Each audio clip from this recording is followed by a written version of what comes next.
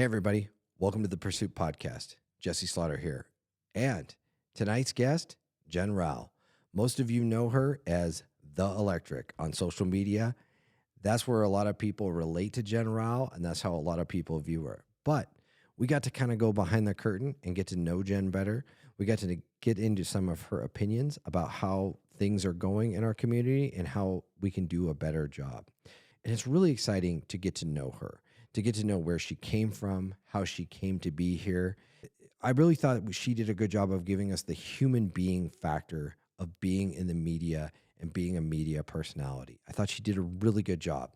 She broke down her guard a little bit and kind of let us in to know who she was. It was very exciting. I hope you all enjoyed it as much as I do. Stand by.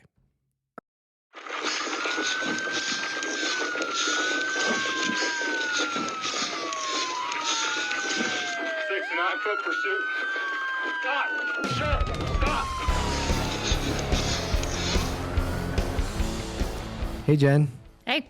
Thanks for being here. Yeah, of course. Really appreciate it. So you own this little, journalist online newspaper is the best way I can describe it, The Electric. Yep. So That's a good way. Is that the best Yeah. way? All right. I didn't call it anything that you didn't want me to, did I? No. Okay, good. Probably one of the most popular news sources for what I consider real news, which you kind of dive into court documents, contracts, government business that a lot of times I think it's totally shuffled away. And you seem to do a really, really good job of that. And I think a lot of people depend on you. And so I'm really super interested to hear your perspectives and stuff. So I really appreciate you being on.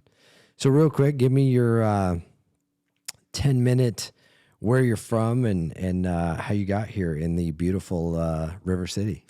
Gosh, that won't take 10 minutes. So my parents are both Air Force, so lived a little bit of everywhere. Where was I working? I was working in D.C. and then just moved here. A boy I was dating was stationed here, got a job at the Trib, got laid off from the Trib a couple of years later, and then created The Electric. And the boy and I broke up, but The Electric and I are still here. So that was your new relationship. Yeah, basically. So what were you doing in D.C.? At the time, I had a couple jobs in D.C. Right before I moved here, I worked for the Vietnam Wall. Oh, really? The guy, Jan Scruggs, the nonprofit that built the Vietnam Wall. Yep.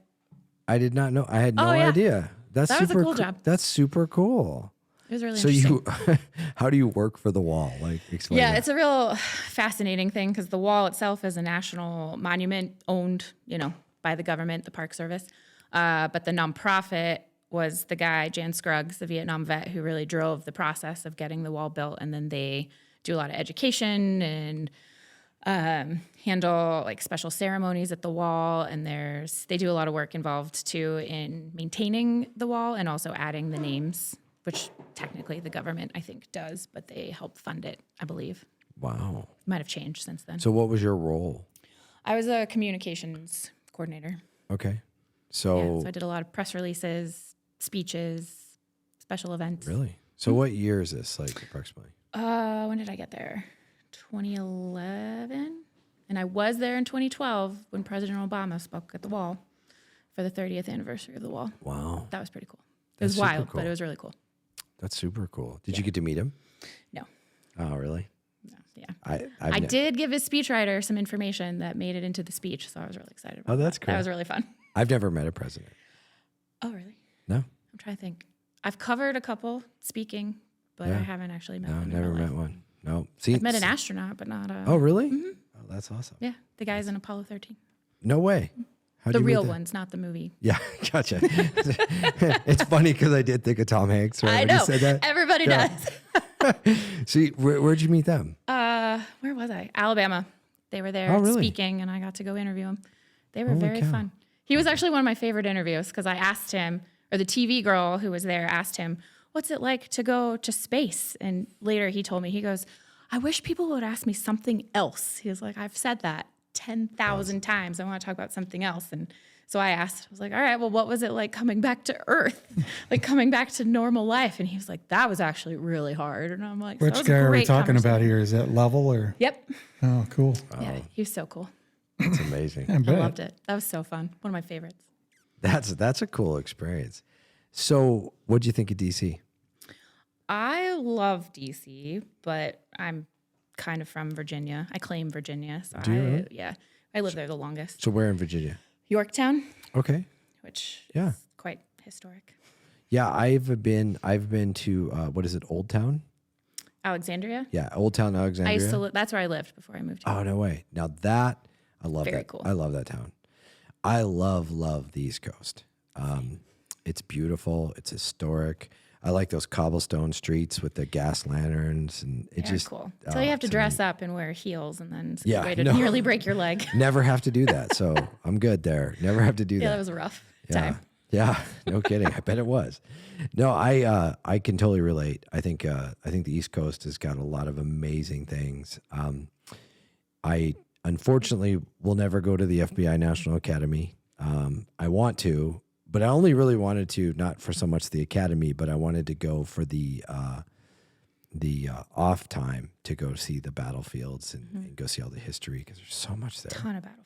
I know. Pretty much anywhere in Virginia, though. I also worked in Fredericksburg, which was a big Civil yeah. War area. So I mean, you could just be walking down the street, and it was almost definitely a battlefield. So how did you get into journalism? Like, what got you launched into it? yeah, when I started on my 8th grade newspaper, and I loved it because I guess I'm just a little bit curious, nosy, constantly wanting to know things, and I guess just my personality works pretty well for it because I'm not afraid to just walk up to a person and be like, hey, tell me something, as you know.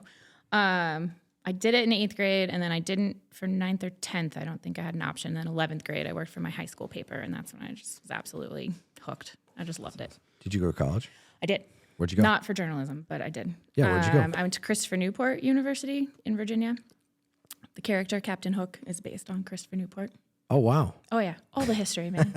Got me That's going on my awesome. Virginia history today. That's awesome. Yeah, so I went there. My major was political science, though, but I worked for the paper there for a couple of years. What's that guy? I'm sorry. My mind just totally dumped on me. Works for the Tribune, or not Tribune. KRTV has a bow tie. Always wears bow ties and stuff. He's from Virginia too. I don't know.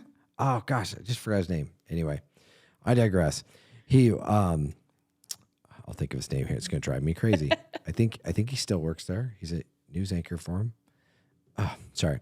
Anyway, it's fascinating to me, all of the amazing history and just everything there is to do out there. There's so many things to do, so many places to go see. I think you could live there, grow up there, and never see everything. Never see everything. Yeah. Yeah. I make my parents go back to Colonial Williamsburg every time I'm there, and it annoys them. They're like, you hated this when you were a kid. I'm like, well, I like it now, so now you have to go with me. You made me go when I didn't want to go. Now you have to go with me. I know. Parents have drives to them nuts. remember when you're a kid, history's not fun Oh, yeah. because you don't live long enough to understand how you got there.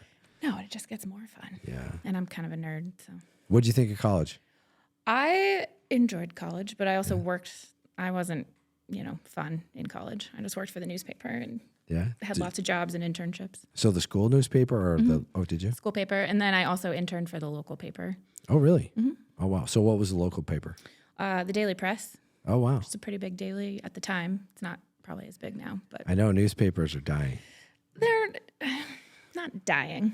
Journalism isn't dying. No, I didn't say journalism I was know. dying. I said Format, newspaper. they are dying. definitely having a rough time. Yeah. And I mean, I love newspapers. Oh, I do too. I'm a print kid at heart. I love mean, newspapers. Even the Tribune, my wife and I, even when we were poor, when we were first married and we had no money, we couldn't afford a newspaper subscription. Was a big deal for us when we had young kids and we were eating top ramen. And we would still get the Sunday one though. Because remember, you could get like it all week or you could just get Sunday. We'd always get just the Sunday because we loved to just sit in the morning and read it. Yeah. I used to it do was that awesome. in college. Because I wanted to work for the New York Times at the time. So I would go by the Times or the Washington Post and every Sunday sit down and try to read it, which you could spend the whole day and not get through the paper. It's so big. So why did the you want to time. work for the New York Times? I don't know. They were the best paper. And so, of course, I'm like, yeah, I'm going to work for the New York Times. And I still have it somewhere. I should find it, actually. We were in New York City when I was a sophomore in college. And everybody's like, let's go to the toy store, let's go eat, let's do all these things. And I'm like, can I go to the New York Times, please?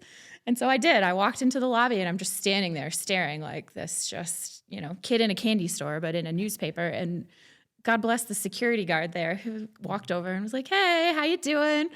I was like, I'm just looking around. Is that okay? And he's like, do you want to work here someday? I was like, yeah. So they have these little just information books, I guess. And the security guard was just like, here you go. And I cherish that thing forever. And then there's a picture of me standing outside it. So I used to just keep it on my desk. Like, this is something I want to do. And that's obviously changed. But at the time I was like, this is the best. Do you still have the little book? Probably. That's awesome. I don't know where it is, but I would almost bet that I still have it. That's so cool. That's super cool. It's one of the things. We'll talk here because you obviously worked at the Tribune. One of the things that always impressed me when I went into the Tribune, when I went into their lobby area, when you kind of turned a corner and you kind of walked into where you went into the newsroom, and on the wall they had the First Amendment on the wall, and they had it written out. And for all the watchers out here, Jenn is one of the few people. She was 4 out of 5 on what are the 5 subsections of the First Amendment. Do you know how much it drives me crazy? I was actually going for a run like a month ago, and for some reason that popped into my brain, and I was like, okay, I can do this. I can name all 5, and I'm running with the dog, and then I was like, crap, I hung up on that last one every time, and every time I get there, it was redress of government, right? Redress of the government, or was it? I think I combined 2 on accident in my mind. Yeah, it's not easy, isn't it? But I was always so impressed. And I remember the first time I saw that, I was a young police officer when I saw that. And I thought to myself, I've never seen a newspaper care enough that they actually thought that they have a role in our government. Oh, well, lots of them do. Well, but I mean, it was a very symbolic gesture of this is why we're here. Right. You're not just walking into a place where we're trying to sell advertising and print stories and write stories, and it's not just fun, it's there's an obligation here, and it resonated with me. It really did. And at the time when I was a young police officer, man, the Tribune was like, it was a big deal. I think it was probably the most credible paper in the state of Montana. It had a good reputation. Had a great reputation, and so that was really cool. I thought that was super, super cool. So anyway, back to you. You're running around on the East Coast, partying, drinking, having a good time. No, just kidding. Working hard, doing your thing. And then so some boy says, "Hey, you should come to Great Falls." So you come to Great Falls, and give me your thoughts when you come here. What are you thinking? Yeah. Well, it's actually funny. Right after college, I interviewed at the Trib. I wanted to move to Montana. Really? For some reason, I had fixated on Montana. I was like, I want to move there.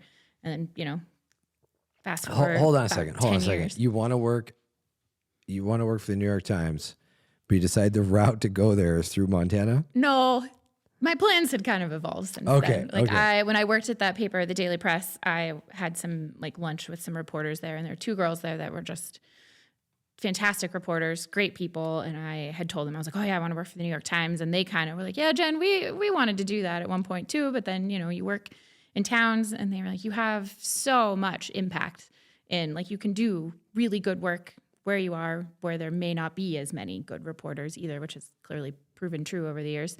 So I kind of interned there, and I ended up with, A1 stories. I got so much experience, so many things. I just learned a lot. I'm like, okay, actually being in not a huge place might be the right spot for me, and that has kind of worked out. But so by the time I graduated, I didn't necessarily need to work for the New York Times, at least not right away. Okay.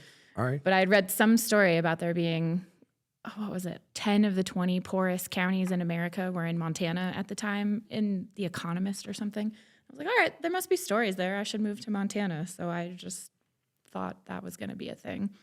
Right. And I got offered a job in Livingston, which probably a good thing I didn't take that job fresh out of school. Moving from Virginia to Livingston might have been a little too much for me. Right. But so yeah, I had interviewed at the Trib. They weren't hiring. And then years later, there I was doing the exact same job. Wow. I think that's funny. But it was So- a very big shift. So how many years from the time you graduate from college before you land in Great Falls? 7. So what'd you do in the meantime? I worked in Fredericksburg for about a year and 2 years. And then I moved to Alabama for 3 years. Covered the military there. And then went to D.C. for 2-3 years. And Okay. then here. Okay.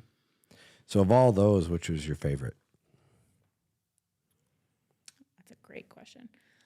I don't know. They all have different Flavors? different things. Yeah. Kind of different times in your life.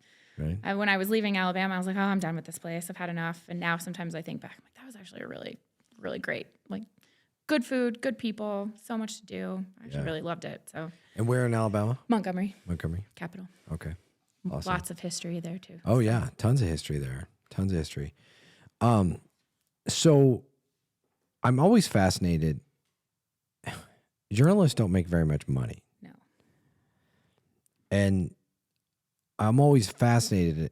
There's not like the Mecca place you go unless you land like an anchor job on NBC News or something like that. There's not like a place you go where it's like, oh yeah, but there you make great money. It's no worries. I cannot believe how little they pay and how much. I mean, we all know how much legacy media makes. It's like billions and billions and billions of dollars. And then these people out running down the stories, doing all the work, hustling. They're not making that money. They're not making that money. And in a lot of professions, like I just watched a podcast on CrossFit and their affiliate whole brand thing.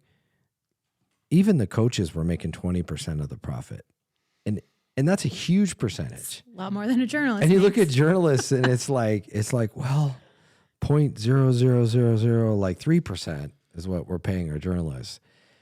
So you really have to be passionate about journalism and finding the truth to do this and be in it the business as long as you have. Yeah. I mean, it's not something you do looking to get rich typically. Yeah. I mean, some people do well, but not regular city government reporters are never going to make a lot of money, which Right. is fine.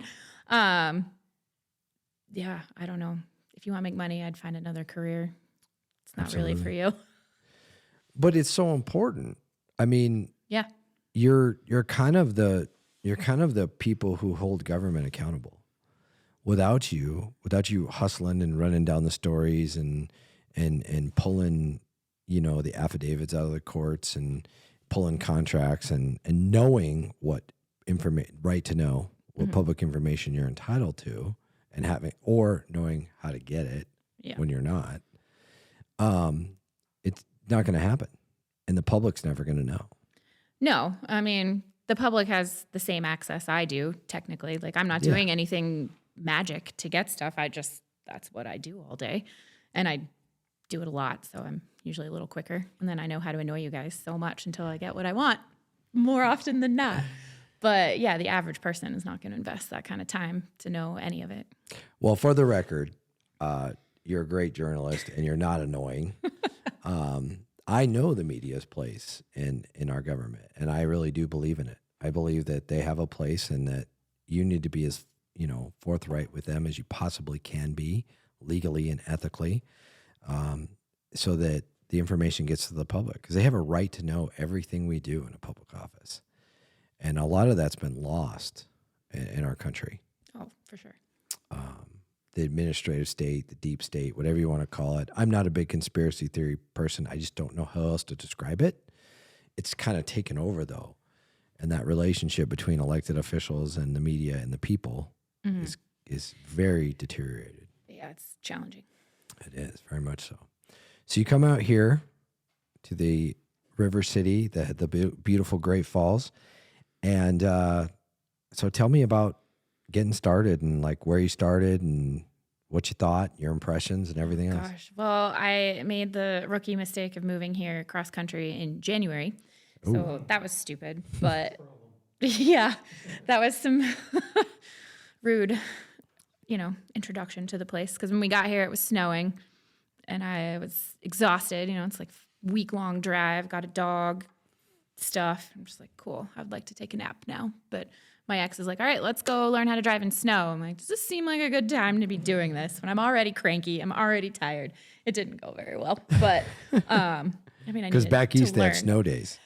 We did. I mean, it snowed, but not very much. My mom and I were actually just talking about this. Like, somebody said something about snow, and I'm like, does it even snow there anymore? Like, I couldn't remember it snowing very often when I was in school. I remember one day in college it snowed, and the whole place shut down I lived close to the ocean, so it's just not a ton of snow, just the weather patterns. But it did sometimes. And that day, yeah, the whole city just lost its mind. It took me, 2 hours to go my normal 20-minute drive because there's just snow. And in DC, every time it snowed, that was just a debacle. Absolutely. I left work one day. I was like, hey, boss. And I had just moved from Alabama, so I was still pretty fresh off where it also doesn't snow very often. And I drive a Corolla, or did at the time. Yeah. I'm like, I'm never going to make it like in the Corolla. And they were shutting down the road that I take. And it took me, I think, 3 hours to get home that day. And then the road did close right after I got home. I was like, well, this is just... And then people got stuck, so they were snowmen everywhere because no one could go anywhere. So all night, people just sat in the snow in their cars. I'm like, this Turn is the wild. heat on. Yeah. So here, I'm like, oh, yeah, cool. It's snowing. I guess I got to still go outside. Yeah, nothing stops here. No. And I've learned. I mean, I'm still not the best driver in the winter, but I'm exponentially better than I used to be. And I got a better car. There you go. That helps. There you go. So what did you do? What was your first assignment? Oh, I don't know. I started at the Trib as solely the military reporter, which grew over time.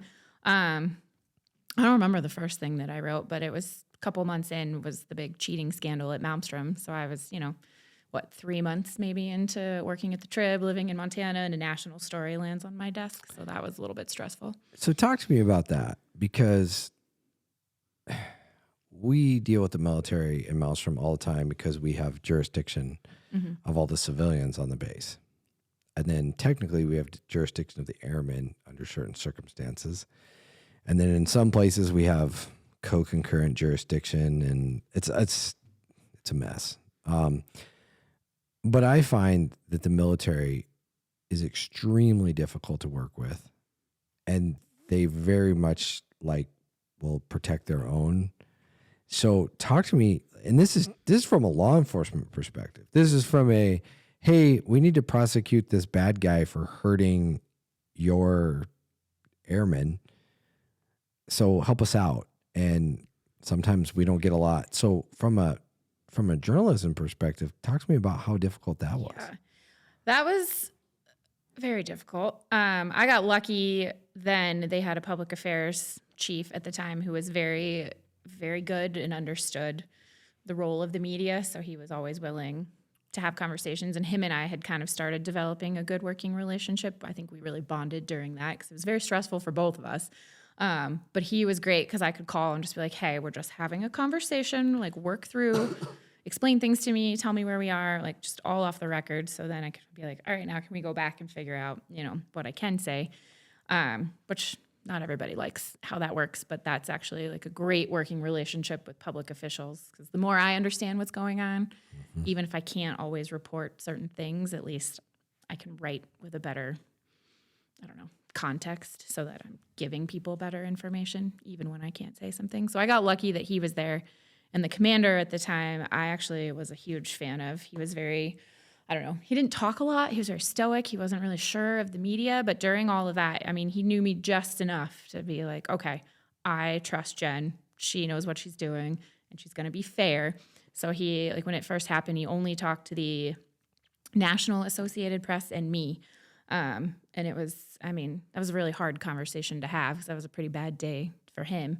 And he ended up resigning. He said, this happened under my watch, even though it kind of happened the guy before. But he fell down on his sword for a lot of people, but he was also very willing to just be like, all right, let's talk about it, which I appreciated. I don't know that would be the case over the last few years. It's also a nuclear base. It's very, very challenging to write about nuclear weapons.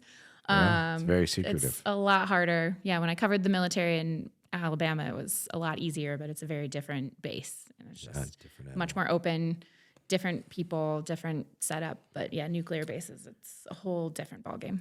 So let's talk real quick about what you said about building a relationship. I totally agree. If I find a trusting journalist, reporter, what have you, that I really trust and I know won't burn me, I have no problem telling them a story off the record. I think that's our obligation as elected officials to our news media. And I agree with you. I think it does give them context. And I mean, I've told journalists and stuff off the record and they go, oh, that's not something I'd ever report on. And they just walk away. That was me. Yeah. Well, you've done that. Yeah. Yes, you have done that.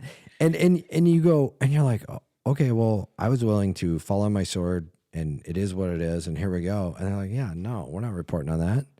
And they walk away and you're going, well, that was sure easy. But I think I'm so disappointed in the lack, like everybody's so afraid to trust everybody now. And I think social media and politics in Washington have created this, but we need to remember we still live in a small community. People here, like my feeling is that the journalists, the reporters here, they still care about living here. And a lot of them have kids here. You know, I mean, it happens to me all the time. I'm standing at my kid's, middle school football game next to a reporter and we're talking and his kid's out there, my kid's out there, and we're, going back and forth, cheering everybody on. They care like that. It's not that big of a deal. We have to start that game of trust versus the game of how do I avoid the media? Right. Because the media has, in my opinion, and you can tell me if I'm wrong. You can shut me down. My opinion is the media has the same goal we do. They're like, we just want to tell the people the truth about what's happening. Yes. We really don't have, are big stories? Yes. But I think elected officials like the big stories just as much as the media does. So let's be honest. Let's not be disingenuous. If I go out and I arrest 7 pedophiles in a child pornography sting or a sex trafficking sting, I'm just as excited to announce it on the media as you would be to cover it. But I think we've lied to each other and ourselves, and I don't mean you and me, but as a society, Right. They're like, oh, they only care about what's steamy and what's bad. And I'm like, well, maybe it's because the people in government are doing bad things. That does happen. It does. And that is a story. It's a huge story. But it also, and that goes to the evolution of media too. People are like, well, they only write about or tell us about these things. I'm like, but also corporate media is looking for clicks. So I'm like, if you click on those things, eventually different companies I've worked for do different ways. But I'm like, oh, you clicked on all those just ridiculous crime stories, like just run of the mill. Like we used to do, mugshots. People click on that. But they won't click on my story about the city budget, which actually affects their day. And so, I've had bosses be like, oh, nobody cares about the city budget. I'm like, what world am I living in that you're telling the city reporter not to care about the city budget? Because no one's going to click on it. I'm like, that's not important. They care when they read their to know it. They care when they read their property taxes. So, some of it is, people, I get in arguments. Sometimes people tell me they want to know, the bread and butter, the taxes, these things. I'm like, but I know you're not clicking on it. I know you're not reading it. I can see what you click on. And that in journalism, everybody knows what people are going to get really excited about. Like my biggest story was the lawsuit between Ross and the mall over a Texas Roadhouse. And that is the biggest story of the year. Like, never mind all the actual important things that are happening. Right. That is what people lost their minds about. I'm like, and I knew it would happen. I saw that lawsuit. I was like, oh, this is gold. It's because we all want Texas Roadhouse. And that's great. But why are 20,000 people clicking on that story when only, a couple hundred maybe are reading the budget? I'm like, hey guys. It's those rolls. Yeah. They are good. They are good. Probably right. But still. So, no, that brings up a really good point. And, Jason Laird, I was talking to him the other day and he calls it clickbait. Yeah, there's a lot of it going on. Like, hey, I could, and he said to me, he goes, I could throw this story out. He goes, it'd be great clickbait, but I'm not going to do it. Yeah. And I have heard that from more and more journalists and reporters radio personality, whatever you want to call them, in this community. And I'm sitting here going, okay, this community's solid. Like people from a, and here's, okay, I'm going to give you I'm just going to be totally honest. From a government experience,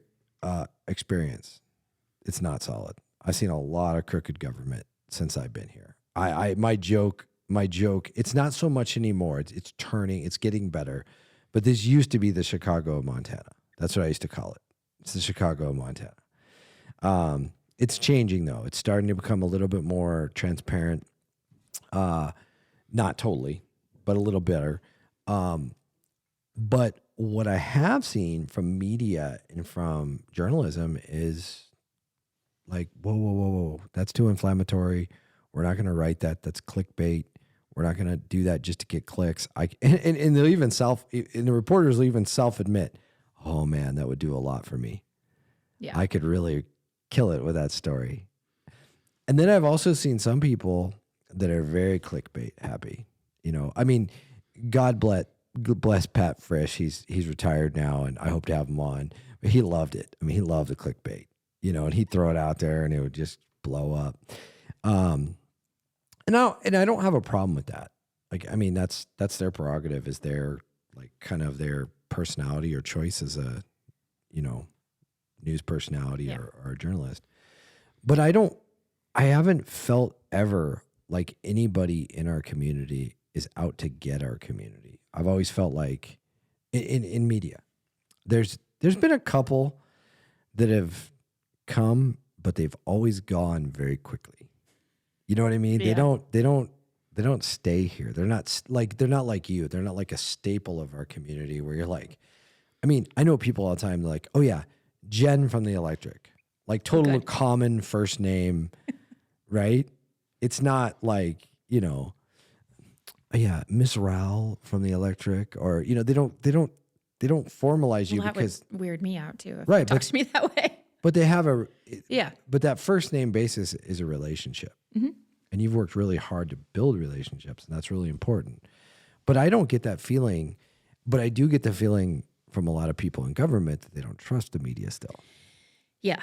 And that's a conversation I have with some, and it's funny. Some public officials will be like, well, how come Jenn gets along so well with that guy, but doesn't maybe get along with me? I'm like, because that guy always tells me the truth, and is all as much as he can. I mean, so when he says, hey, Jenn, I can't tell you this, I believe him. I'm like, okay, that's something you legitimately can't tell me, at least not right now, and I'll trust that. Whereas there's some other people who are always really cagey or have actually lied to me. So when they tell me something, I'm like, yeah, I'm going to keep poking. I'm not. So that relationship's going to be a lot more adversarial than the guy that always tells me the truth, at least that he can within, you know, legal parameters. I'm much more accommodating in that case. I agree. But there's so few things we can't tell you. Oh, I know. That's the thing that I struggle. You know, I remember early on in my career, I have Josh Radke on Speed Dial, county attorney. Hey, Josh, can I tell the media? He's like, at 99% of the time, he's like, you can tell the media that. Yeah, everything you said, you can tell them. And then sometimes he'd be like, might not be a good idea because this and this happens. I'm like, okay, you know. But I mean, I learned early from being a new sheriff and not understanding everything I could in the PIO world. I knew from a lawyer very early on that there's a lot that you can say and a lot you should say. And I always found that, especially my relationship with you, you have the same public interest I do. So if I'm like, hey, this person did this, and this, I really want to leave this out of the story because later on, this is going to become a major piece in the investigation. And I've had you say to me, I can totally do that. That's no problem. I'll just work around it. And the story comes out. But I've also had the opposite happen. So do you remember when we had the big drug trafficking thing up at the jail? There was like 18 people. We just talked about this. Yeah. It was several years ago, but yeah. So we purposely released as much as we could on that story. And it started off as a big story, but then all the other people that went down, once they all started to snitch each other out on the phone, I mean, they started to just call and snitch each other out. And, next thing you know, the whole thing blew up and a whole bunch more people went to jail. And I said to myself, it was, Lieutenant Jack Hinchman and I were talking about it. And it was like, because of the media, we caught, I think, close to everybody in that ring. Where if we would have just done it internally and kept it quiet, hush, hush, and truthfully, Right. we probably could have. You would have read the affidavits at some point, but we could have probably done a pretty good job of doing that. It would have done no service to us. You're right. I mean, I obviously am always looking for as much information as possible, and I'll report what I know, typically when I know it. But I also, working with law enforcement, it's like I'm not trying to impede an investigation. So if it's in the best interest of the public to take a minute, I'm willing to work with people. I'm still going to write it eventually. Oh, you have to. Yeah. There's got. But here's the thing: as a law enforcement official, I need you to. Yeah, and I will. But I need you to. Like, it's like, hey, hold this back for a week or two, but I need this out eventually. Because how we re-educate our public, right? So it's like the sex. Were you reporting at the Tribune when I did the first internet crime sexting here? I think I've been at the Electric the entire time. I'm sorry, not the Electric. My bad. I'm ADD. The Tribune. Were you at the Tribune when it would have been 2013 when we did the big one? Probably. I didn't cover crime then. You didn't cover crime. So here's what we did. And I talked about this when I had Jason Laird on too, is I said, it took me a lot of convincing with Great Falls PD uppers, but I just walked in on their press day and I said, hey, we're going to do a sexting in 2 weeks. Here's all the details. Don't report on this because then you're going to blow our cover, but it's going to be a great story. And the chief's going to do a big press conference on this day and we're going to release all the information. But I gave them the address and everything because I'm like, you're probably going to want to go get photos of where we were, all that stuff. They were great. Nobody burned us. Not one person.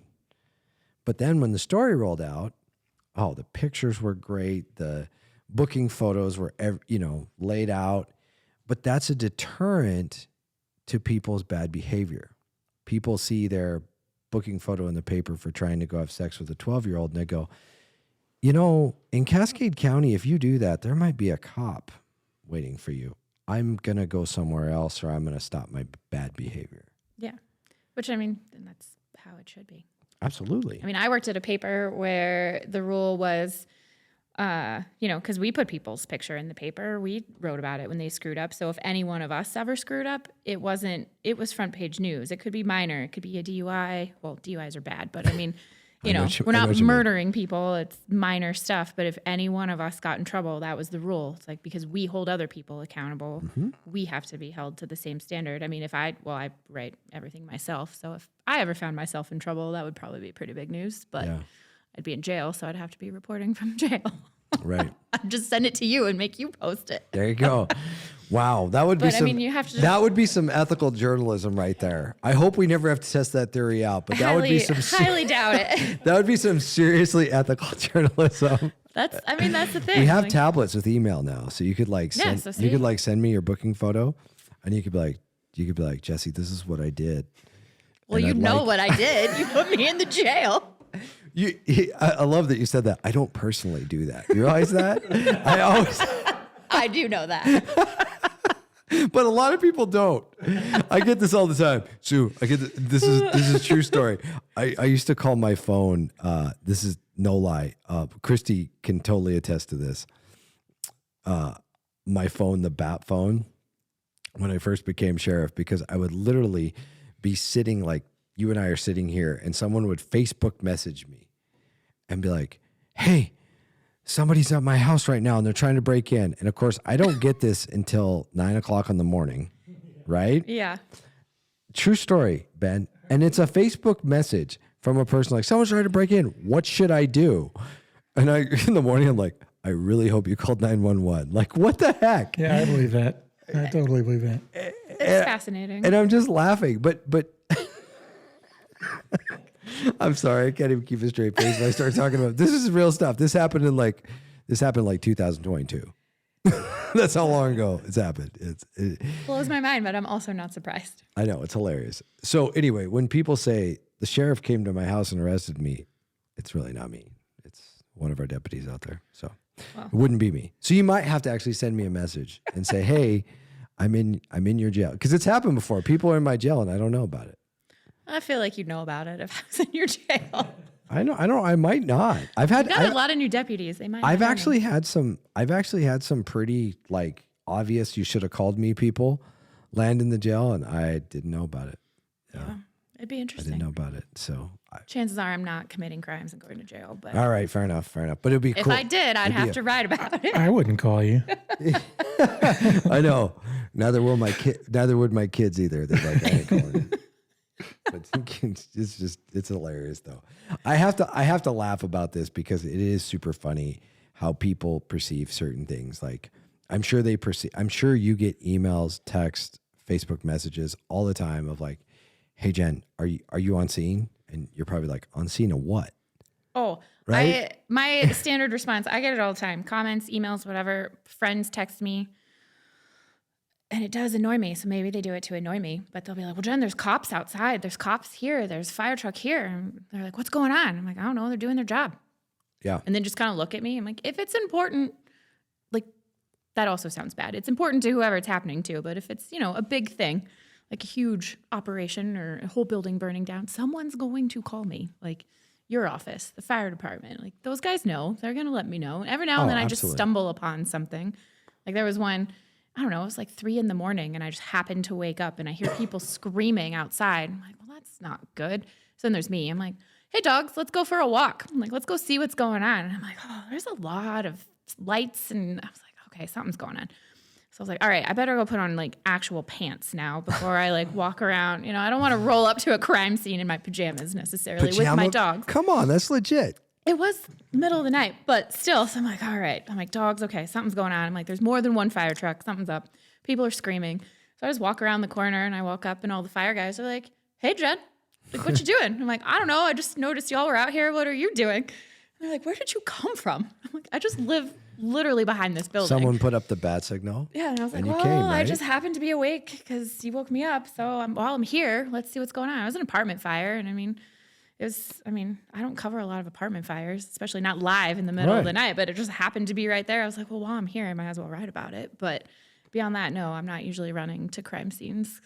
I don't serve a lot of purpose being at a crime scene. Right. You're probably going to call me, tell me what's going on. Every now and then, yes, it's good to be there, but. Well, and you don't do a lot of, I don't think you do any photos or videos of your, like of what you write about. You're typically. I take photos. Not a ton. Not a ton though. You're not really. I cover, taxes and budgets. Right. Not a really photogenic topic. Right. You're not really. That's not really your shtick. You're not really like, hey, go out. With a camera. No, that's not really. Yeah. I should do better, but. Well, if I'm on something like I have some good photos of fire from 4th of July when I did ride-alongs a few years ago. I just have some. But I use those a lot. Yeah. Yeah, I'm not running out and taking pictures, which that's a luxury for me is that I don't have to either. Like TV needs footage. They need to be there. The Trib maybe needs photos, so they need to be there. But for me, I'm like, is a picture cool? Maybe, but does it really add to the story? Sometimes, not always. It depends. If you're going to get big enough, or you got to hire a photographer? I have a couple photographers helping me out do you now really? for a few things. Like they're doing some sports, a little bit of cool. sports. We're testing that out. And then some events, like over the summer. Awesome. Matt came down and took some photos. So I made a few photo galleries. Nice. We'll see how it goes. That's super cool. But yeah, there's no way I have time to do that too. I really only click on and read your government stuff because that's my wheelhouse. So I'm always like, oh, what did they say? Yeah, that's my bread and butter, and nobody else covers it as much as I do. So I just keep doing that. No, you do a really good job with it. And one of the other things that I think is super important that people, I don't know if this term is going to be right when I say it, people lack the understanding of. You do a very good job of explaining how a process works. So you don't just go, hey, Commissioner Briggs said this. You'll go in, you'll research Montana Code annotated, He has to say this. Because, like, I always laugh. You know, everybody runs for office, and I did it too. Oh, I'm going to do this, and I'm going to do that, and this is going to happen. And then I was fortunate, though, because I came from law enforcement. So I knew a little bit. I knew the lanes which you could run in. And I had a lot of really good people helping me. So they were like, hey, you can't do that. Or if you say that, this law is in, you know, conflict with what you're about to say. Not everybody has that. And they'll say or do things or make promises. And then they get in office and all their supporters are super mad at them. You said you were going to change it. And you do, one of the things you do a really good job of is regardless of, and you're very good at not supporting political people. Like, I never can tell if you, like, I would love to see a voting ballot from you one day, because I would be like, probably like, oh my gosh, I had no idea. Because you never show your cards about, you probably have your own personal things inside your head, but you don't show your cards ever. And one of the things I like that you do is you explain, like, listen, they can't do that. And this is the reason they can't. And this is how the government process works. And more people need to read your content, because in almost every single piece of content that you write, you have a legal, and sometimes you're even savvy enough to go get like a expert opinion to pull in there. Oh, yeah. To kind of like fill in a spot. And if people take the time to read your article, not the headline, and read your article, they'll find really quickly, they'll be like, oh, holy cow. That's how the sausage is made. Yeah. Because you do a really good job of explaining that. This is where my, political science, local government nerd heart comes real handy. But yeah, no, like any story I write, some I understand things better than others too. So if I don't understand it, I'm going to, even your stuff, I'll call me like, okay, I don't know how this works. Let's walk through it. And then, I'll ask you, I'll be like, give me a code provision that tells me you can do that, or tell me what code you're citing, and I'll go check. I'll go read it. I'm not a lawyer, but I have eyes. I can read. Right. And then I'll go kind of figure it out. And then I'll still call back and be like, hey, maybe I don't understand this. Or what about this? Or what about that? But your readers aren't lawyers either. No. So if you explain it, if you want to put yourself to sleep, talk to a lawyer. Because they start talking in a way that you're like, I don't understand what you're saying. Ben, it's funny. We joking around about it though. What was that kid's name? The Wisconsin shooting. Rittenhouse. Rittenhouse. Everybody was a lawyer. You remember that, Kyle Rittenhouse? Yeah. I actually didn't. I just was looking it up the other day. Yeah. So anyway, Kind of busy. I can't keep up with big everything. self-defense case and stuff like that. Everybody was a jailhouse lawyer, and it was really interesting on how few news people. I would go to Ben. My buddy Ben over here was like the Kyle Rittenhouse. Like, Oh, dude, I got neck deep in that. He did. He is I a went guru. Wisconsin law. I was like, what's going on here? He knew every code of Wisconsin law. But what was scary was none of the reporters knew any of it. And what was terrifying was obviously the prosecutor didn't know, because he was going after somebody for something that was completely legal, and the jury said, yeah, no, you can't do this. We're done. Even the judge was like, this is way out of bounds. And you watch all that and you go, how does the political, and I guess this is a question to you, Jen, is do you think the political pressure of the people makes people in government do things that they shouldn't be doing? Because it's just like, whether to be popular, whether to get reelected, or just like the excitement of the moment makes them do and say things they shouldn't be doing, in your experience? That's a good question. I don't know. I think sometimes they just don't know themselves what they can and can't do. I've had, I shouldn't name names, but I had a senator tell me once that they were going to put firefighting equipment in every single C-130 in the Air Force fleet. And I just kind of looked at him like, that's insane. First off, why would you do that? You don't need every C-130 for firefighting equipment. You need to, move people and cargo. We're kind of still fighting wars. And so I just looked at him. I'm like, did you really mean to say that? Like, are you sure? I gave him 2 to 3 chances to hear himself and fix it. And he was like, oh yeah, that's what I mean. That's what we're doing. I'm like, and then I did what I do. I was like, A, you can't do that. It's not in the budget. I checked. I went and found it. Air Force owns the planes. Forest Service owns the firefighting equipment. None of this is happening. So I spent a whole, probably 2 to 3 days working on that story just to prove that that was not even a little bit true. I'm like, buddy, I even gave you the chance to correct it, and you doubled down. So I was like, yeah, I'm going to write that. I don't know. I think maybe they just don't realize. And that's a federal level, but locally, I don't think all local officials know what they can and can't do. Well, but I think So maybe they get carried away. Okay, so here's a flip side of the coin that I will say, and this is super dangerous. Not a lot of reporters will follow up. So if a politician or a leader in something says something stupid, it's like the tree that fell in the woods and no one heard it, so it didn't make a sound. Or it gets reported and nobody checks Yeah. to see that that's real. But Absolutely. I mean, stuff gets by me too. I can't do everything, but I tend to catch more. Or at least certain things my brain will certainly turn on and be like, hey, what you talking about? What's the most important asset of your job? What do you believe is the most important thing for a journalist to be successful? What do you mean? What's your, what's the thing what is the attribute that a good journalist has to have to be successful? Okay. What are they? Oh gosh. What? Attributes. You gotta speak into the mic. Yeah, we can't hear you. Definitely probably There you go. a healthy dose of skepticism, probably. Okay. I've had people tell me oh, Jen, you're just so jaded. I'm like, no, it's my actual job to constantly question. And then people do lie to me, so maybe I am jaded. I don't know. But there's a saying, this is actually hilarious because I learned this in college, but my mom just recently watched a documentary about the news business and called me to tell me about it. She's like, oh, it's called this and blah, blah, blah. And I'm like, yeah, I already found it, Mom. It's on PBS. It's this. And she's like, oh, how did you know that? I'm like, Google, man. It's this magical, mystical box of finding out things. It's what I do.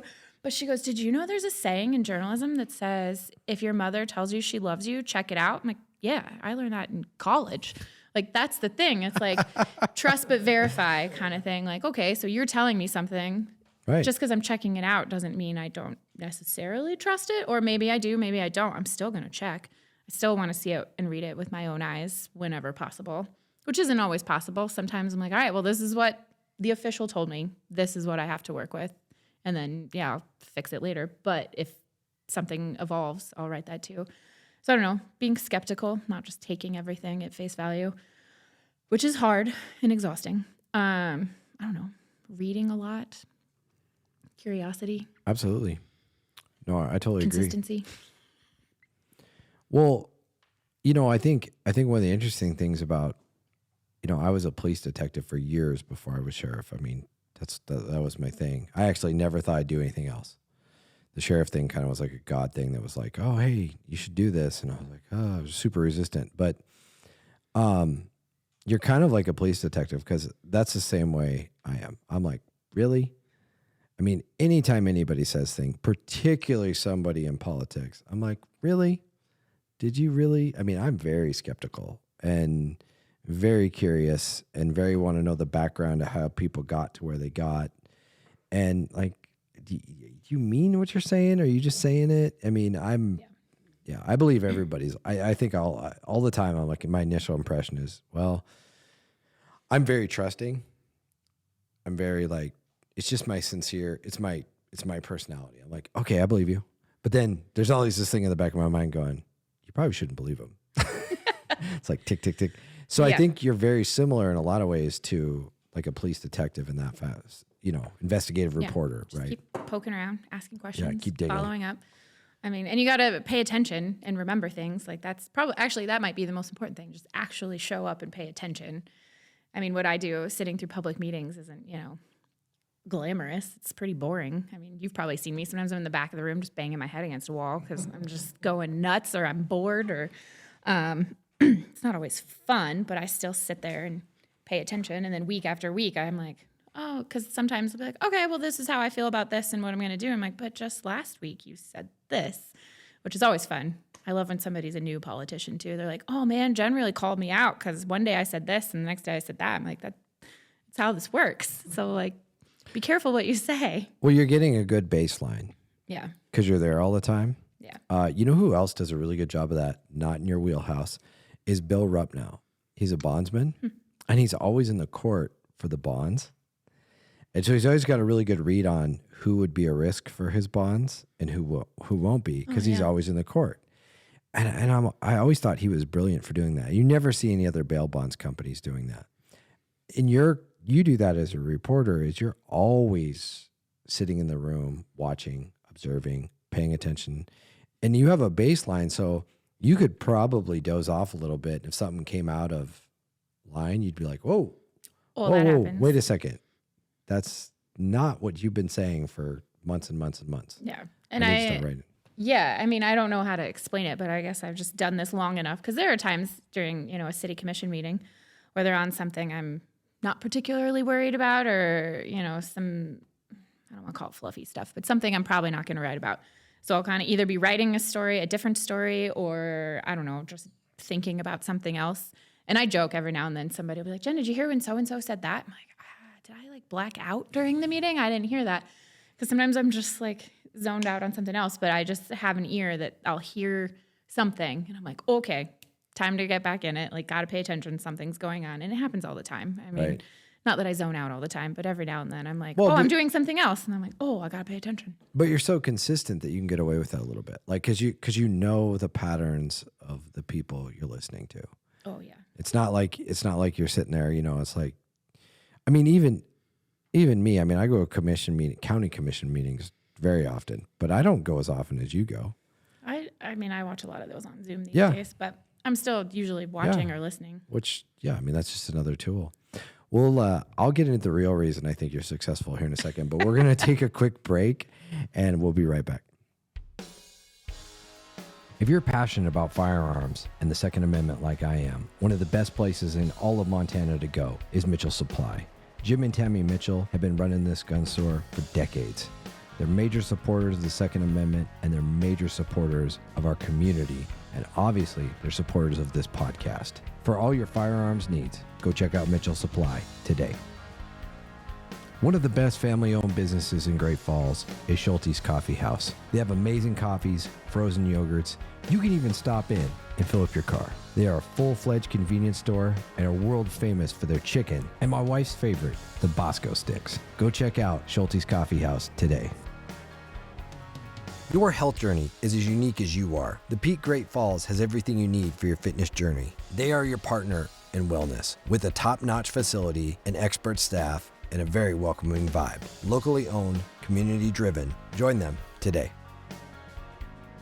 The Double Barrel Cafe is all about you, the amazing people of Cascade County. With every purchase you make, they give back to our community. Every bite and sip fuels their mission. Let's make a positive change, one cup and one bite at a time, because the Double Barrel is not just a cafe, they're building a better community. When deciding who I would trust for the technology component of this podcast, the choice was simple: Information Systems of Montana. Whether purchasing products for business or when I had them build me a new MacBook to catch child predators, they delivered, creating a solution for my exact needs. Contact Information Systems of Montana today.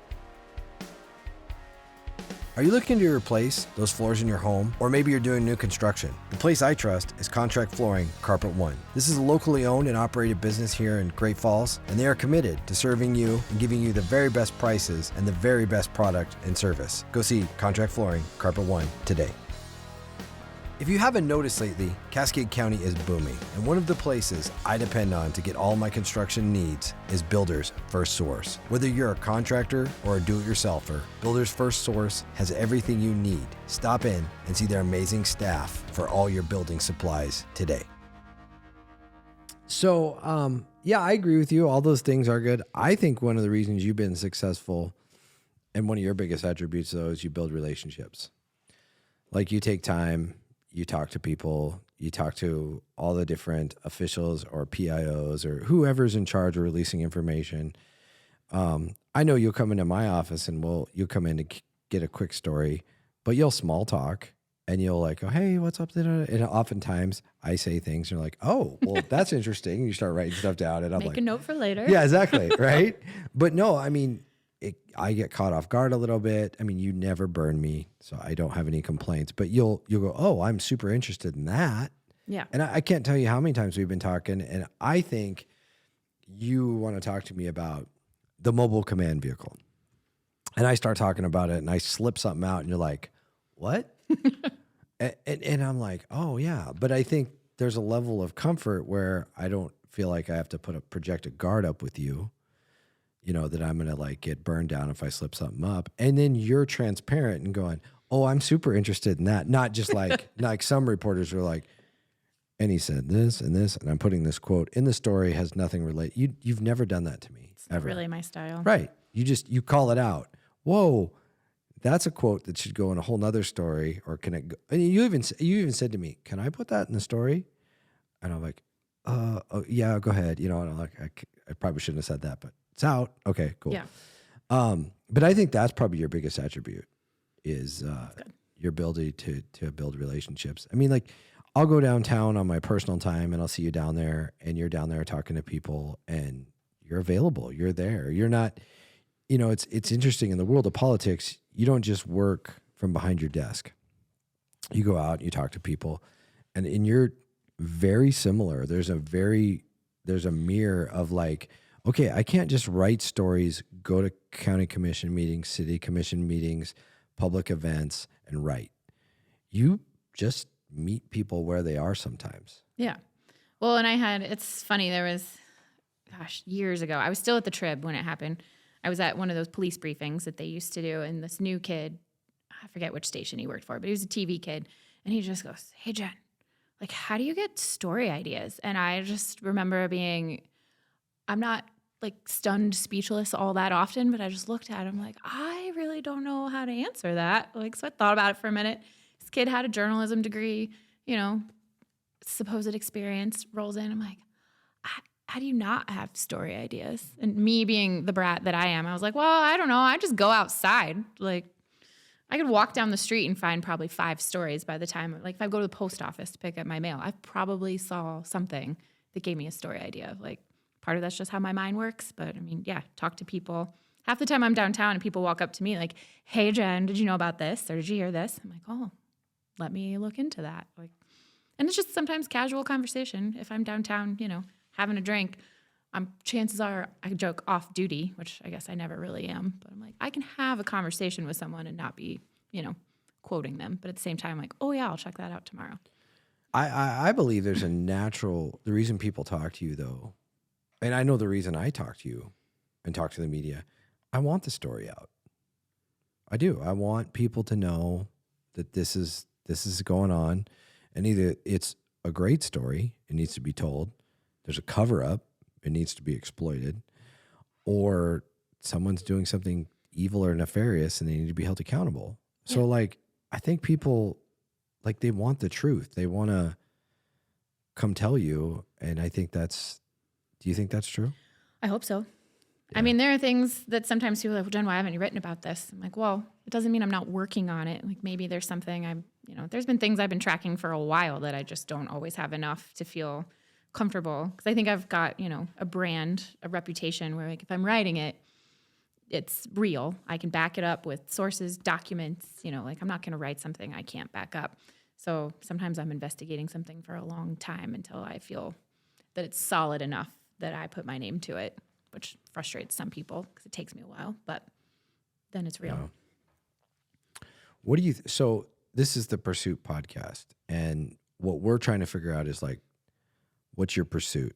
Like, are you, is this a pursuit of knowledge, truth, whatever it is? Everyone's got one. Everyone's chasing something. So one of the questions I wanted to really ask you when we were on here is, like, what's your pursuit? What are you chasing? What's your next move? What's your goal? Where do you want to be? Oh, geez. That's like 10 questions in one. I don't know. Not really. Where do you want to go? I mean, where do you go from here? How about that? Well, I would like to hire help because I'm very tired, but that's a different issue. I don't know. I want people to read The Electric. I want to report news in a way that they have information they need to participate in government and hold their own officials accountable, and to show up. If they don't like something, okay, show up. Like, write an email at least. Don't just post on Facebook about how you hate it. Like, show up. But people can't really do that if they don't have good, solid information. And that's, I think, what I really want. Have you ever thought about printing a paper? Yes, it's very expensive. Yeah. Have you ever thought about it, though? I have. But right now, it's not the best use of my time. No. Like, that's a whole nother thing. I don't have time to do that. That sounds bad, but I just can't do it. Can't do it all. I didn't ask you that question because I think it's a good idea. That sounds weird. What I mean by that is that you, in my opinion, you're one of our real journalists in this community where you write facts. You go get this, you get both sides. I very rarely seen you write something. And if the other person, sometimes I've seen you, and I know because I've talked to you, the other party won't comment. And you're like, yeah, it's not a story until I can get the other party's point of view. That's real non-biased journalism. So I just would love to see kind of your style become more mainstream, because I think there's a lot of value in that. And let the public decide. Let the voter decide. You know, I think we all want to make villains and heroes out of different public officials. It's just our nature. You know, we live in a Marvel world kind of thing, you know. But I don't think that's the media's place. That's the individual's place. And you do a good job of that. So I'd love to see you be able to do something. But I think maybe I'm going to go full circle with my comment. You're probably doing it in the right space, because I don't think the print paper is the thing anymore. No, and as much as I really love a print paper, and this is an older community, so I do get a lot of people saying, well, Jen, I just want a print version. I'm like, I do too, but economically it's costly to print. And for me, that would take time away unless I could hire someone, which again, costs more money. But to design and print a paper and distribute, that's in a real world, that's multiple people's jobs, and I'm already doing multiple people's jobs. I'm like, anything I take away from actually doing the news is not always. How many paper boys are you going to hire? I can't even, hire another reporter yet. Yeah. I mean, I'm working toward that, but. So is that one of your goals? Are you going to hire another journalist to come on with you? I would like to. I'm working on some plans now to build an internship program or a mentorship program to kind of grow my own, hopefully, like train reporters in kind of my style, which isn't always the style I think they're learning in school or just needs to be taught. Like, I'm kind of old school, I feel like, but. No, you are. And that's why. That's like why. it. No, but I think that's why you have people's respect. Yeah. What about TV? Have you ever thought about that? I don't want to be on TV. You don't want to do. You don't want, because like, what about the news? Like, doing the news. You don't want to do that? No. What if you were like People have asked me to. I got offered jobs after I left the trib, but there's no way I want to do that. I'm not saying you should work for people. I'm saying you should be the boss. Add it to the electric. No, I think you should. I truly believe this. I think you should have a TV station, and the 5:30 news should be the electric is the news. Well, maybe someday. But I mean, I think that's still in the media where it would get a lot of your bang for the buck still there if you do it right, you know. But I think you could be really successful at that. I really do. We'll see. Yeah. You never know what I might do next. So do you have somebody in mind for to be a journalist with you? Do you have like someone who you're No, not really. No.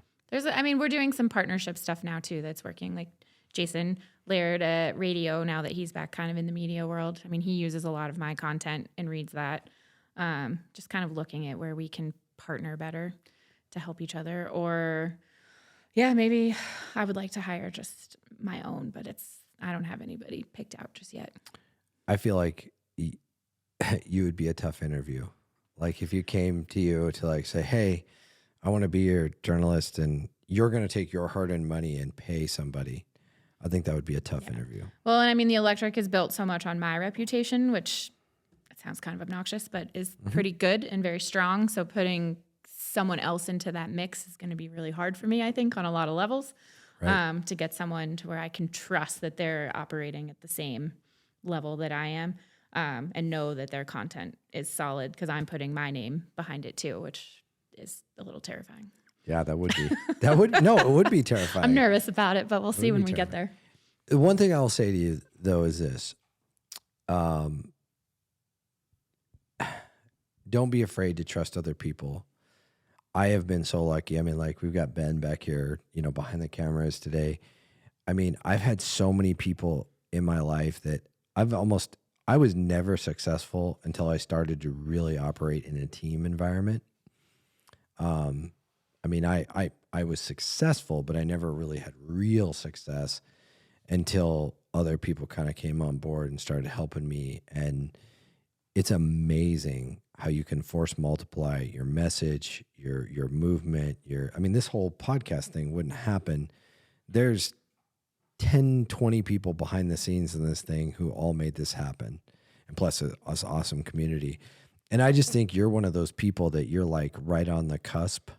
And if you built a team around you, oh my gosh, you could there's some things I'm working on, and we've started some stuff this year, which I get frustrated at how little people understand the media or what they think media is. And so I stole the idea from a friend on the East Coast, but started the News and Brews. I don't know if you saw that, just having people be like, come talk to us, like word people too.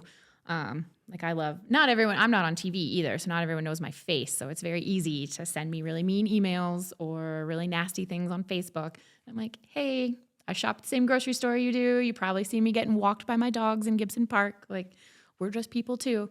And that's gone well so far. And then also just explaining, to people in a very low threat situation, just like, hey, grab a beer, let's have a conversation. So I think, and I've worked with Tom Wiley at KRTV to do that, and he loves it too. So I'm like, yeah, let's just keep doing these things and kind of building more for all of us, and there's a couple other things I'm working on. So that's awesome. You just never know. No, that's awesome. No, that's and I do know about that.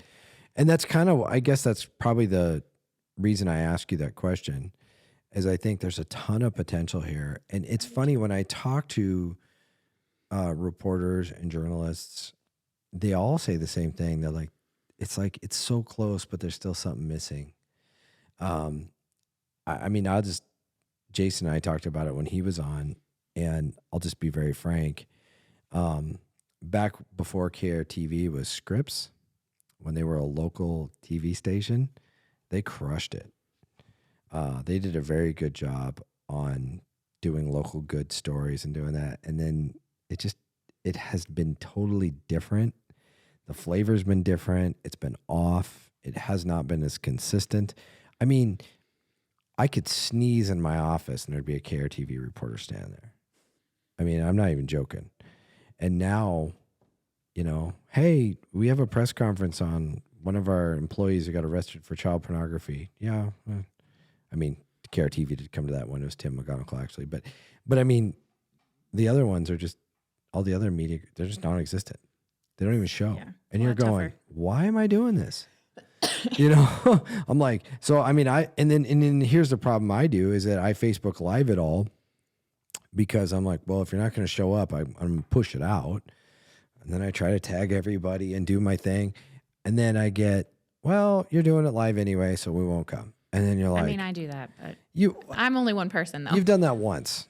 You've done that one time. And you also said, I can't be there because I have this other obligation. So I was like, okay, I get it. But you texted me, you sent an email, and you explained it because you thought it was important for you to be there.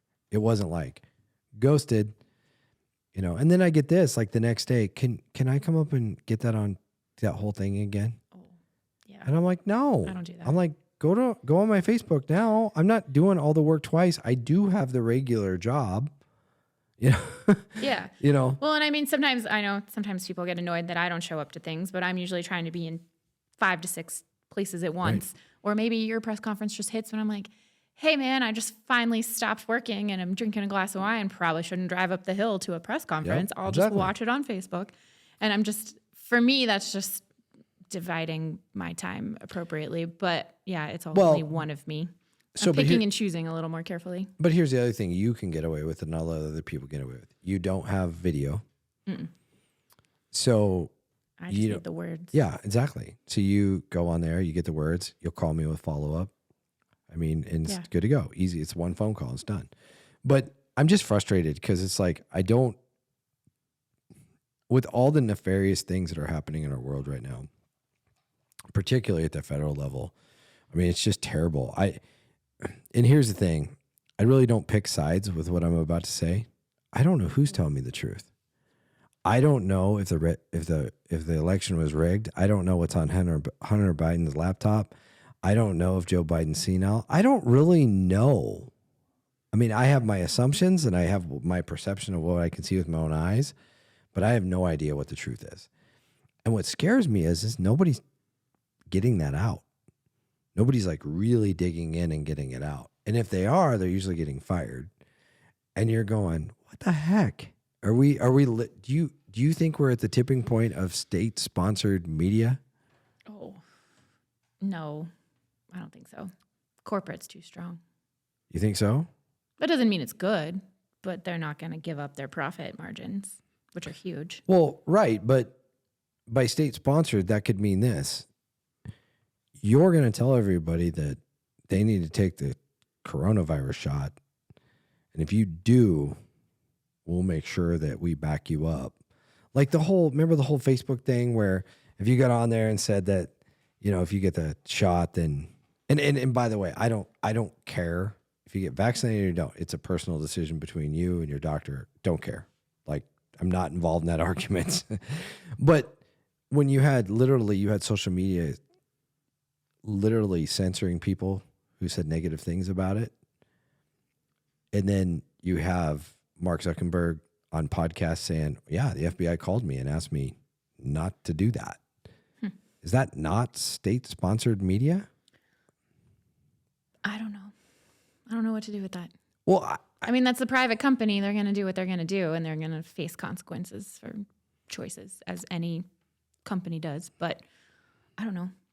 I haven't tracked that whole case very carefully either. So if I call you one day in my position and I'm like, hey, Jen, they're closing all the businesses down again, but I don't want you to report on it because I don't want panic. Tough. Well, no, come on, Jen. It's really bad that you do. And so people I'm tried to do that I'm here. not going to give you any more stories or talk to you or tell you anything off the record if you don't. I'd still do it. I did do it. Some people, that kind of happened here. Did it really? People tried not to tell me about a meeting, which I, of course, got wind of, and didn't want me to know things because they didn't want it to cause panic or what. I don't know what their reasoning was, but somehow people didn't want me to know about a health board meeting, like the first one when they were closing stuff down. And I was like, I'm going to show up. That's news. People need to know that. And Absolutely. I did. I think I made some people mad, but that's my job. Absolutely. And I did it. Like, I don't know. Anybody could call me and tell me not to do something and without a really good reason. But that's cool. So I can live with public officials being mad at me. It happens a lot. Oh, you have to. I don't care. You have to. I mean, I care, but I'm still going to do what I have to do. Yeah, I mean, but you really can't though, because if they're doing something nefarious that they're trying to hide from you, then they're going to be mad. End of story. It's just going to happen. Yeah, I mean, why in any conceivable place on earth where they've actually had a so-called virus that's so dangerous that they need to shut all the businesses down in our community, put people out of jobs, close businesses down eventually because a lot of them went out of business, and they don't think it's important to have the news media there for that? I mean, that's dangerous. Yeah, it wasn't great. That's terrifying. But I was there. Well, of course you were. Of course you were. So one of the goals of this podcast is, because we kind of talk about all the division that's occurred and all this stuff. What do you think some of the major keys are that we can do to kind of keep our community together? Because we live in a really cool place, and how do we keep us from splitting and fracturing like the rest of the country is? And how do we do that? Well, that's a very big project, but I don't know. Conversation, like reading. I mean, I used to argue.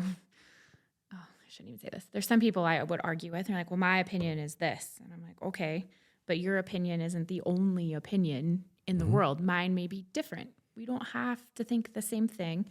I mean, I work in a business where we kind of have to come to a place where we agree on what is a fact, which is also kind of apparently up for debate in some worlds, in minds, which is very stressful for me. But I mean, I'm just going to give you information and do with that what you will. But I think people need to probably spend a little more time finding accurate information, basing opinions on that, and then just maybe yell at each other a little bit less and listen. Like I sit through a lot of meetings where people are basically speaking past each other and we're all mad about something, but we're all yelling and just the room, yelling, mad, upset about something. I'm like, the middle ground is somewhere in here, which is the actual problem, maybe that we're not even talking about because we're so busy fighting with each other. I don't know. Maybe just, a little more hearing other people.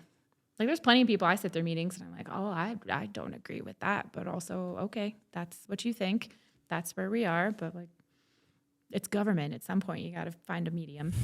You can't just sit and yell at each other all day. Something has to give. Right. I always laugh. My wife and I were recently proxies for the Republican Party's, what do you call it? Convention, where they were going to vote who their new leaders were. And it was really interesting because I'm sure you know, because you report on stuff, there's two sects of the Republican Party. It's kind of split. And it's fascinating because I have dozens of friends on both sides. I have dozens of friends that are Democrats. I don't care. Like, it's like whoever wants to help us make the community better, like you're on my team. That's all I care about. And the jockeying and the politicking and then this was unfair because more people from this group got elected than this group. And I'm sitting there going, I'm just sitting there and I remember thinking to myself, well, yeah, but a whole bunch of people from the other group got elected. So obviously the votes were there for both people. That's really what, a constitutional republic is you sit down and you vote and then you get the government you deserve. It's basically the byproduct of it. But it's fun. It's so fascinating to me how people will say, well, that vote was unfair when you're sitting in a room. People are writing it on a paper ballot, folding it in half and dropping it in a box. And like everybody can watch. There's nobody hiding a big box of ballots. I mean, there's no conspiracy. And even in that context, people find a way to get frustrated, get mad, get upset.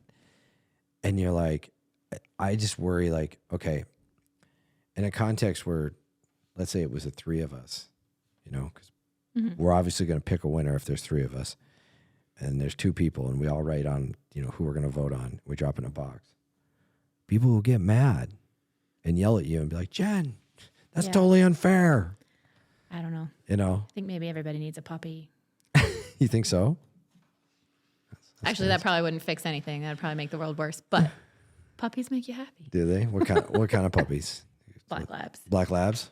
Yeah, I like black labs. I mean, I like all dogs, but I like black labs. Black labs are pretty cool. Yeah, I don't know. I mean, I get a lot of hate mail. I get a lot of comments. People just, I think, like to argue. I mean, I like to argue. You guys all, I think any public official, my friends that are like, some of my friends actually call me the contrarian because every now and then I'll just argue for fun. Like, I don't know. It's not even arguing. Like debate sometimes is good. And sometimes I'm just being annoying. It's fun. I think the whole idea for this podcast started with me and Jesse arguing. Yeah. Like sometimes it's just, banter, fun conversation. So, well, it's true though. Like, so from your perspective, all right, from a journalist perspective, give me the secrets to leaders and elected officials, anybody who's responsible for their words in front of the media, which is a lot of people. Mm-hmm. How did they be successful?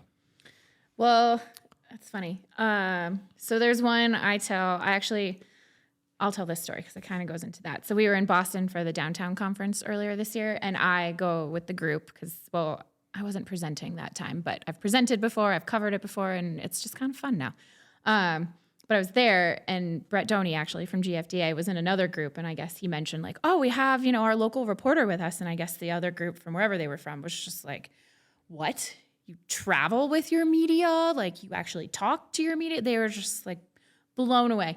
And I've told, Brett, I've told lots of people, I'm like, maybe I'll say a bad word, but I'm like, don't lie to me and don't do illegal shit, and we'll probably be fine. Right. I mean, that's really my baseline usually, and Brett, he goes, well, I told him, as long as you don't lie to her and don't do anything illegal, you'll probably be fine. And they were just like, what? And I'm like, oh, I love that I've got like people understanding this now. Like they're like, you can tell Jenn things, just don't lie, don't break the law, and you'll probably be fine. Like for me, that's a pretty low. It's actually a very high bar, but also a very low bar all at the same time, if that makes sense. Well, it's a bar that an official or a leader in Anyone our community should be able to reach. Yeah. So I mean, if you start there with me, you'll probably be okay. Okay, so go dig a little deeper. What's some other good advice? Oh gosh, just I don't know. Well, building relationships. Like I have some out of town. I cover the military, so they're general. I'll use generals because there are more of them, so it's easier. But there are ones that I would have better relationships with others. Some are just more media savvy in general. Some are more personable. But we're all talking about really hard stuff. You know, it's here. It's nuclear weapons. Like this isn't not puppies. We're not talking about puppies. You know, like it's hard stuff. And I'd come prepared. Some generals would do background, like look up my stories, know where I came from. And I used to get annoyed by that they'd ask for like a little bio or some links. I'm like, look it up yourself. Like Google it. I'm easy to find. But I'm like, yeah, sure, whatever. Here's what you need. And then some generals would come in and be like, hey, Jenn, I see that you're from Yorktown and your dad flew B-52s. And like, it actually would move the conversation too, because then they knew that I was knowledgeable in certain ways. Like, you're not talking to me like a 5-year-old, you know, like I have a master's in national security. Like, let's go.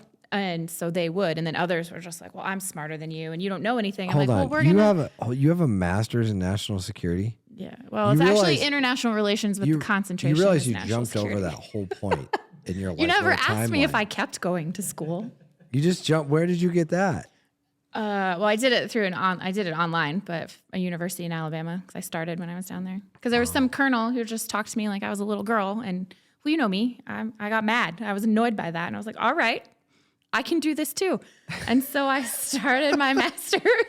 And I mean, I wrote about the military, so I picked the national security track, and I loved it. It was hard.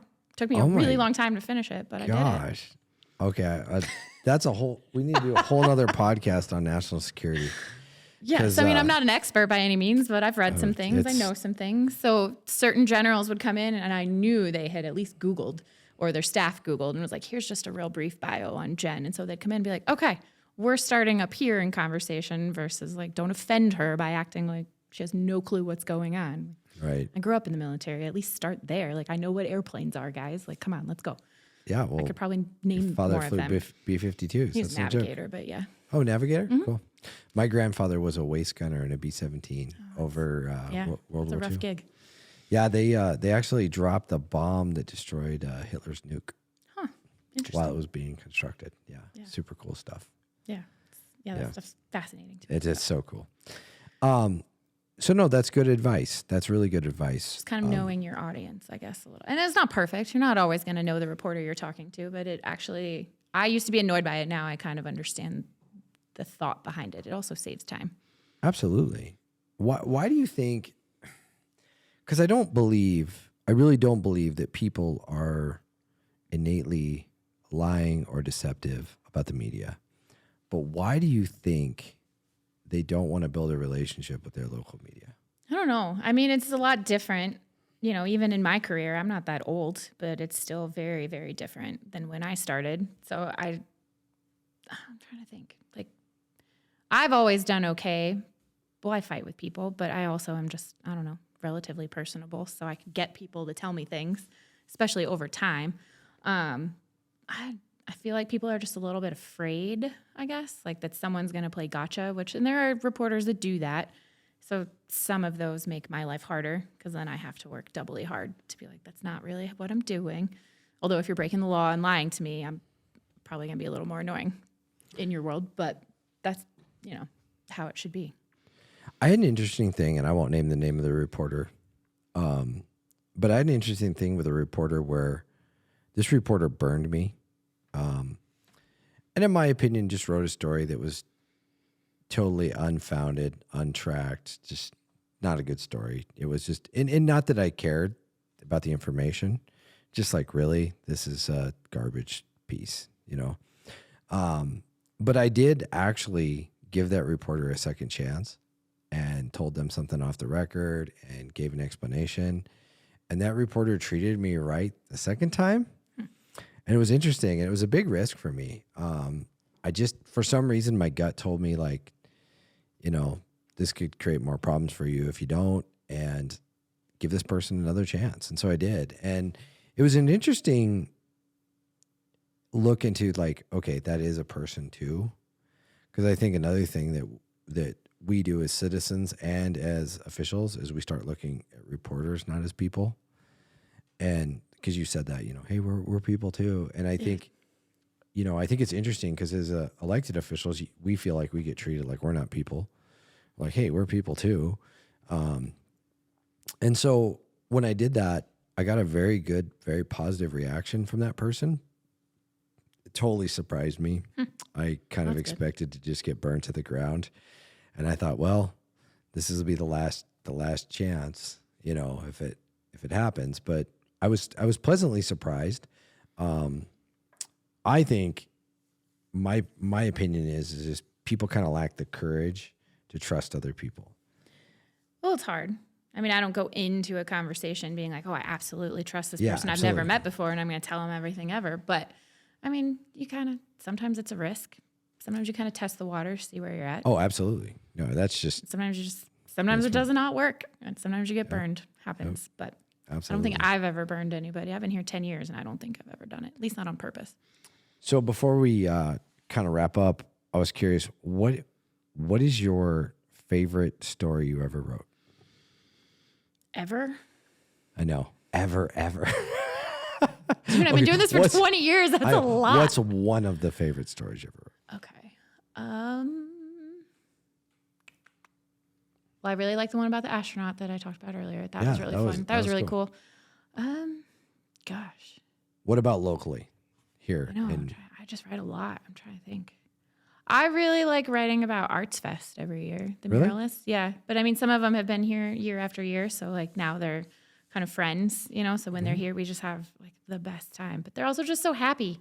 And it's all just, culture and and they talk about, bringing people together through art and all the things. And I watch them deal with difficult people when they're painting in alleys, and they're just so nice. Like it's just such a fun, positive. happy story. But it's also, good. It's news. It's some public money is involved. So, that's important. But I don't know. Every now and then I need a break too from all the really difficult stuff. I'm like, No, can I it's a just good have a point. happy story? That's a great So every point. now and then I'll do it.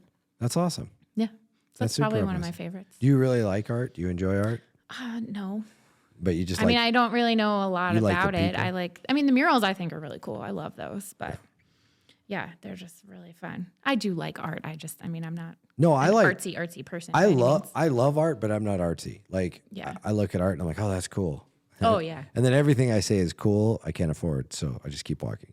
Oh yeah. Well, they joke like I bought a painting last year because one of the artists they knew everybody. I feel like everyone knows this. Like I'm so annoying every year. I'm like, will someone paint me a moose? Will you put a moose on a building? And so for the auction, one of them painted me a moose, and everybody's like, better get out of Jen's way. She's gonna buy this painting, and I'd had some wine, so it got a little away from me.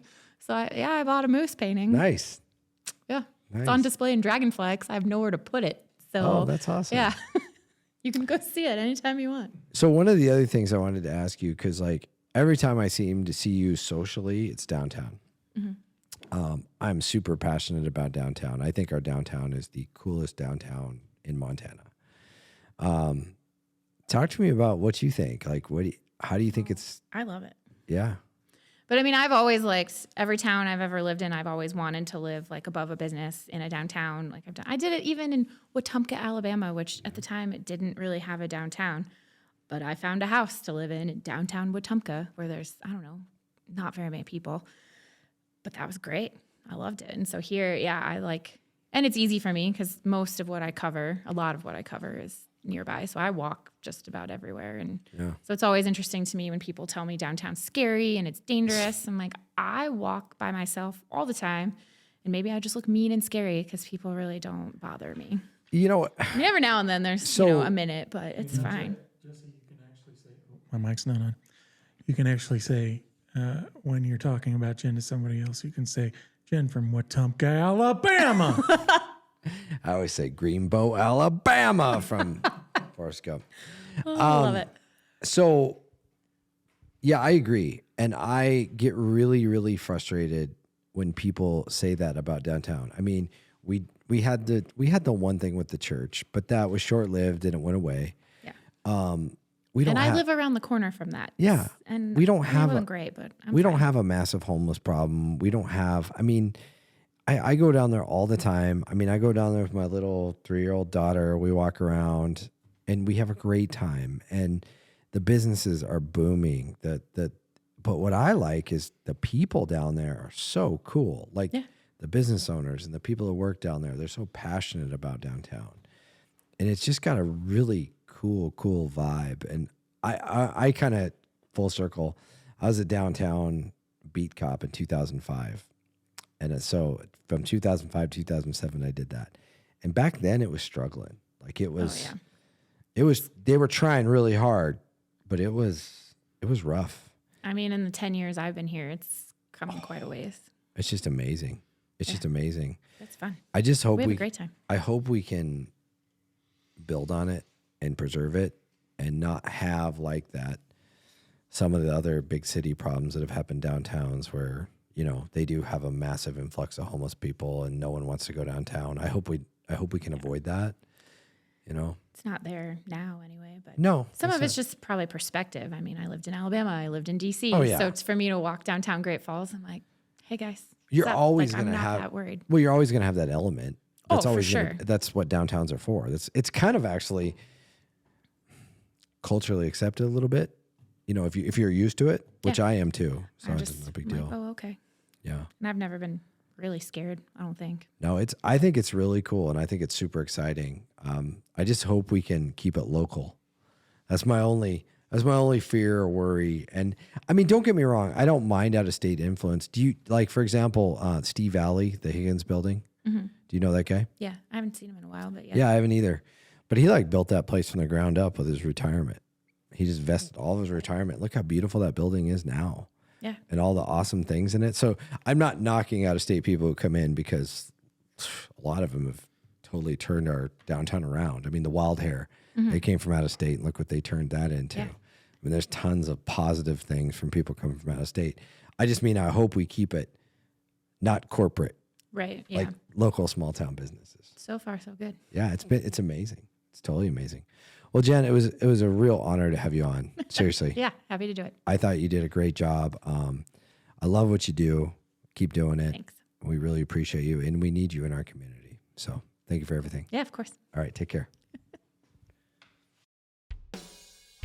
One of the best family-owned businesses in Great Falls is Schulte's Coffee House. They have amazing coffees, frozen yogurts.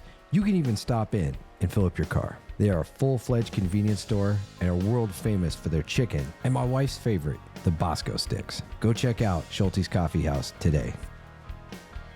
When deciding who I would trust for the technology component of this podcast, the choice was simple: Information Systems of Montana. Whether purchasing products for business or when I had them build me a new MacBook to catch child predators, they delivered, creating a solution for my exact needs. Contact Information Systems of Montana today. Are you looking to replace those floors in your home? Or maybe you're doing new construction? The place I trust is Contract Flooring Carpet One. This is a locally owned and operated business here in Great Falls, and they are committed to serving you and giving you the very best prices and the very best product and service. Go see Contract Flooring Carpet One today. The Double Barrel Cafe is all about you, the amazing people of Cascade County. With every purchase you make, they give back to our community. Every bite and sip fuels their mission. Let's make a positive change, one cup and one bite at a time, because the Double Barrel is not just a cafe, they're building a better community. If you haven't noticed lately, Cascade County is booming, and one of the places I depend on to get all my construction needs is Builders First Source. Whether you're a contractor or a do-it-yourselfer, Builders First Source has everything you need. Stop in and see their amazing staff for all your building supplies today. If you're passionate about firearms and the Second Amendment like I am, one of the best places in all of Montana to go is Mitchell Supply. Jim and Tammy Mitchell have been running this gun store for decades. They're major supporters of the Second Amendment, and they're major supporters of our community, and obviously they're supporters of this podcast. For all your firearms needs, go check out Mitchell Supply today. Your health journey is as unique as you are. The Peak Great Falls has everything you need for your fitness journey. They are your partner and wellness with a top-notch facility, an expert staff, and a very welcoming vibe. Locally owned, community-driven. Join them today.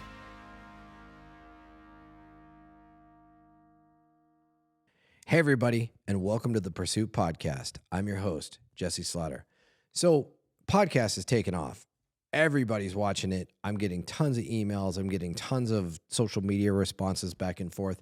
And a lot of people want to know, how do we support this podcast? How do we get more content? How do we make sure that what drives this podcast? It's super simple. Please subscribe to our YouTube channel. Go on our YouTube channel, hit the subscribe button, hit the like button. Those algorithms help us out a lot and help us get feedback on what we got going on. Comment. The comment section should be totally out of control. It should be something that, we're just, it should be uncontrollable. The other thing is, steal our material. Take our material, monetize it, make it your own. Do whatever you want. I don't care. Just tag us in it, give us credit, and we love it. We love it. We want you to see all this material, take all this material, use it for whatever you want. It's the internet. Hey, this is America. It's all supposed to be free for that, right? The other thing you can do also, if you own a small business or you just have something, word you want to get out, call us for advertising. As you'll hear on this podcast, you'll hear advertisers on there. We have advertising as well, and that really helps drive our podcast as well. And remember that every dollar from this podcast goes to support the Sheriff's Legacy Foundation, a local charity, a 501c3. Thank you, everybody, and God bless.